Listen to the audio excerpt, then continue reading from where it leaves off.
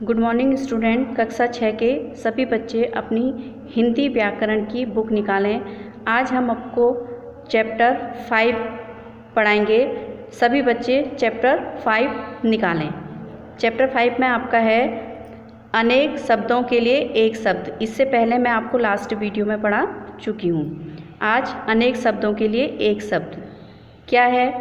कम से कम शब्दों में अपने भावों को व्यक्त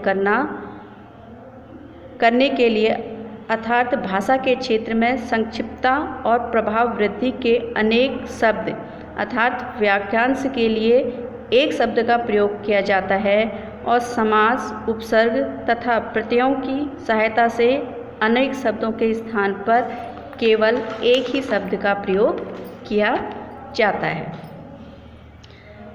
फॉर एग्जाम्पल देखिए, ताजमहल देखने योग्य इमारत है।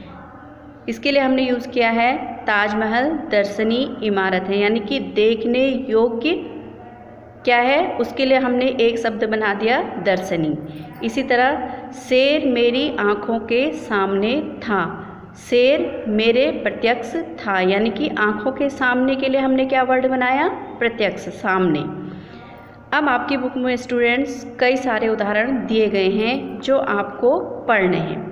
फॉर एग्ज़ाम्पल कुछ मैं आपको पढ़कर बता रही हूँ। हमारा वाक्य है जिसका अंत ना हो। इसके लिए एक शब्द होगा अनंत। जिसका कोई शत्रु ना हो उसे कहा जाएगा अजात शत्रु। जिसे पढ़ा ना गया हो उसे कहेंगे अपठित, या जिसका वर्णन न किया जा सके अवर्णीय। इसी प्रकार कई सारे आपके उदाहरण हैं, आप इन्हें अपनी बुक से पढ़ें।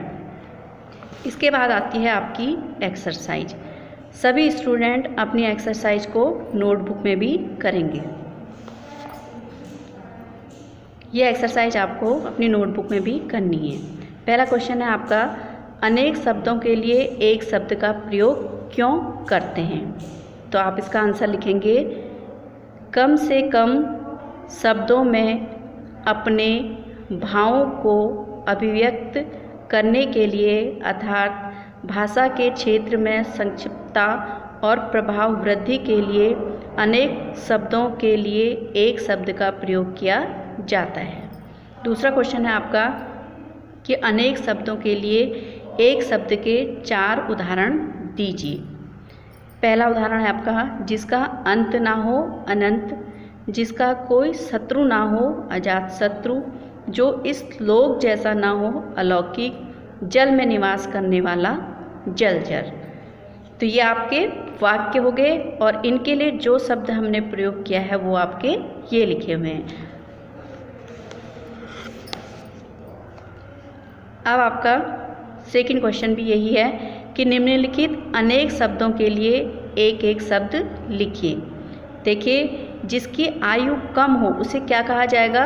अल्पायु। जिसमें बल ना हो बलहीन, जो दूसरों के अधीन हो पराधीन, जिसका आकार ना हो निराकार, जो उपकार को ना माने कृतज्ञ। ये एक्सरसाइज आप अपने नोटबुक में भी करेंगे। धन्यवाद।